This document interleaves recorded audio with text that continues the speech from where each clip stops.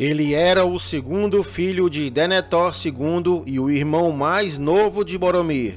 Ele era capitão dos guardas de Ithilien e capitão da Torre Branca após a morte de seu irmão. Após a Guerra do Anel, ele tornou-se o primeiro príncipe de Ithilien e casou-se com Elwyn de Rohan. Hoje, no Zona Crítica, falaremos sobre a vida e a história de Faramir.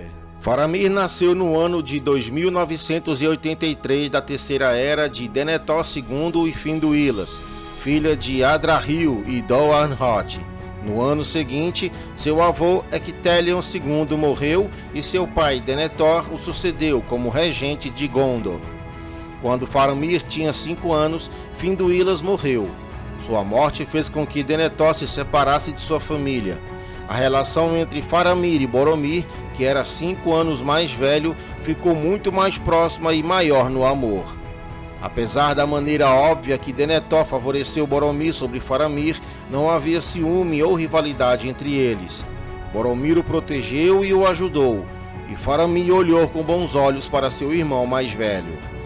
Embora os irmãos fossem muito parecidos em aparência com seus cabelos escuros e olhos cinzas, não era assim em personalidade. Boromir foi definido como o mais ousado, bem como o guerreiro mais destemido e forte. A ousadia de Faramir foi incorretamente julgada menos devido à sua natureza gentil e amor pela tradição e música. Foi esse interesse que formou uma amizade entre Faramir e Gandalf o Cinzento. O filho mais novo de Denethor aprendeu o que podia com a sabedoria e orientação de Gandalf.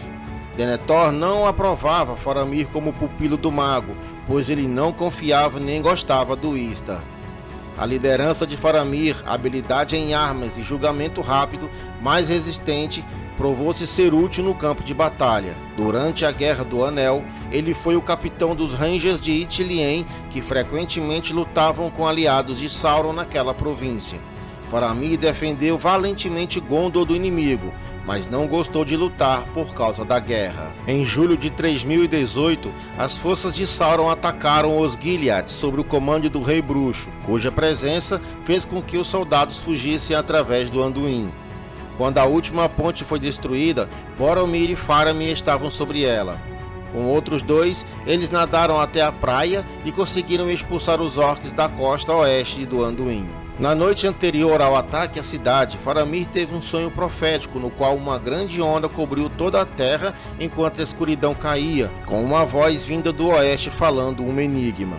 Procure a espada que foi quebrada, em Ilandris ela habita. Haverá conselhos mais fortes que os feitiços de Morgul.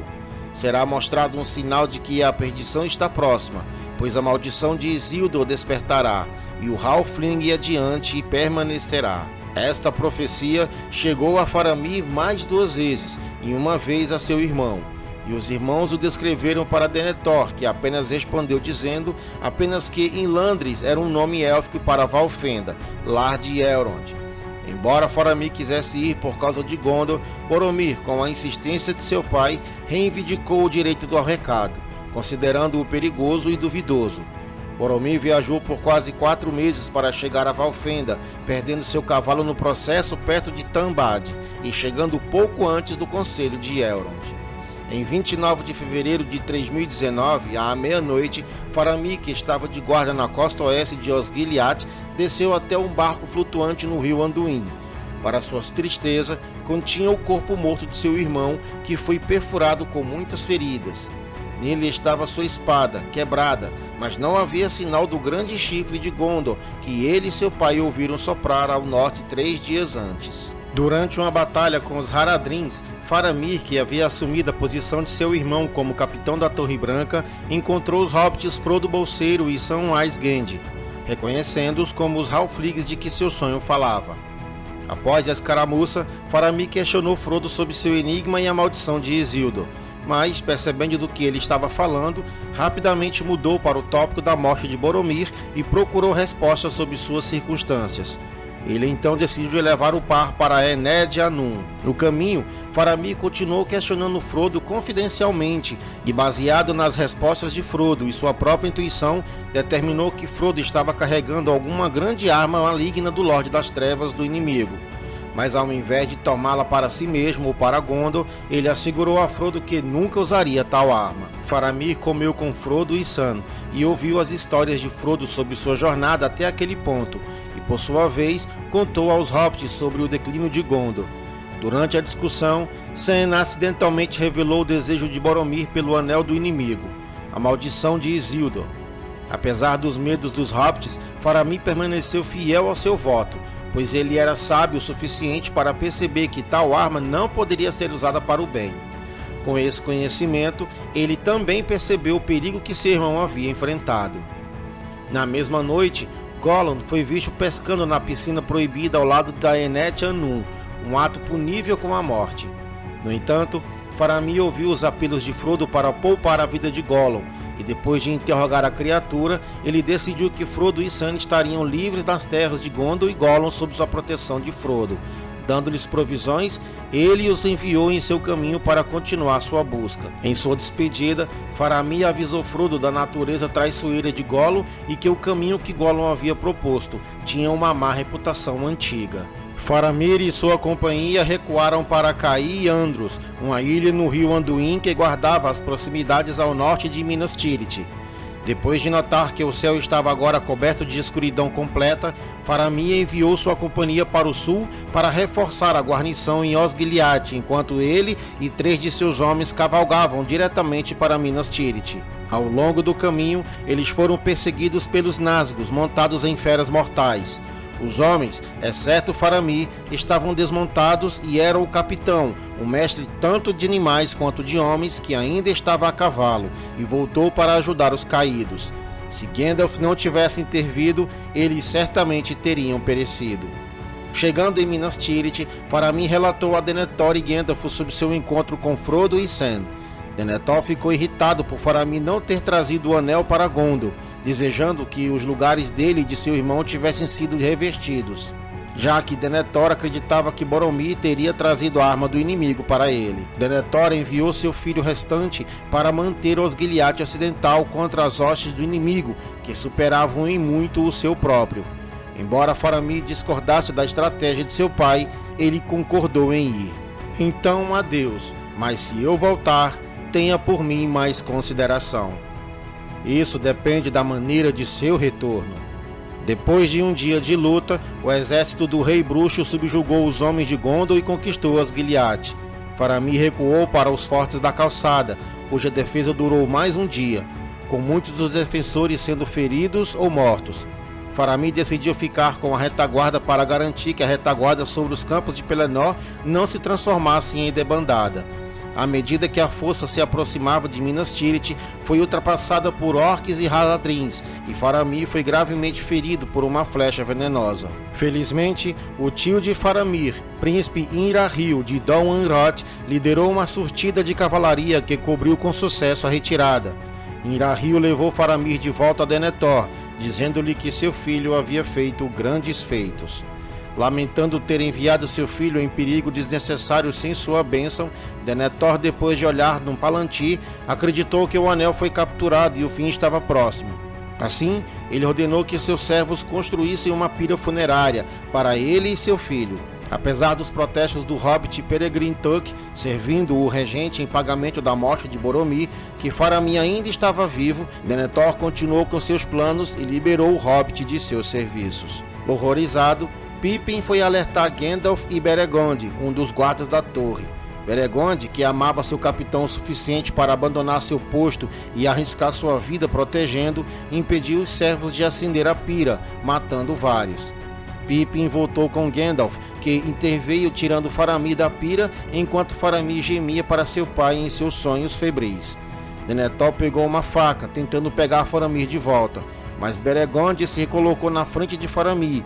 Vendo que não poderia vencer, Denethor acendeu a pira e se deitou sobre ela, queimando-se vivo. Então Faramir foi colocado nas casas de cura. Seu ferimento da flecha Haradrim, juntamente com o cansaço e a tristeza em relação ao seu relacionamento constantemente tenso com seu pai, e o sopro negro dos Nazgûs, que havia caçado Faramir desde que ele deixou Ithilien, todos contribuíram para sua quase morte. Após a batalha, Aragorn veio e o reviveu com Atelas. Quando ele acordou, Faramir imediatamente reconheceu Aragorn como seu legítimo rei. Antes de Aragorn partir para liderar os soldados até o Portão Negro, ele ordenou ao guardião das casas de cura que Faramir e Éowyn permanecessem descansando por pelo menos 10 dias. Depois que Éowyn exigiu que o diretor a levasse ao regente da cidade para libertá-la para que ela pudesse cavalgar na batalha, Faramir, cujo coração estava comovido de pena e perfurado por sua beleza, disse a Éowyn que ele também tinha que prestar atenção ao conselho do guardião. Ele atendeu ao pedido dela para que seu quarto ficasse voltado para o leste de Mordor e pediu que ela falasse com ele às vezes. Faramir e Éowyn caminhavam juntos nos jardins quase todos os dias, e ele soube por Merry Brandenburg do desespero de Éowyn de se sentir presa, esperando o declínio de Théoden e da rejeição de Aragorn ao seu amor. Em 25 de março, Faramir deu a Éowyn um manto azul escuro costurado com estrelas prateadas que uma vez pertenceu à sua mãe em Finduilas, enquanto eles estavam na parede que dava para Mordor.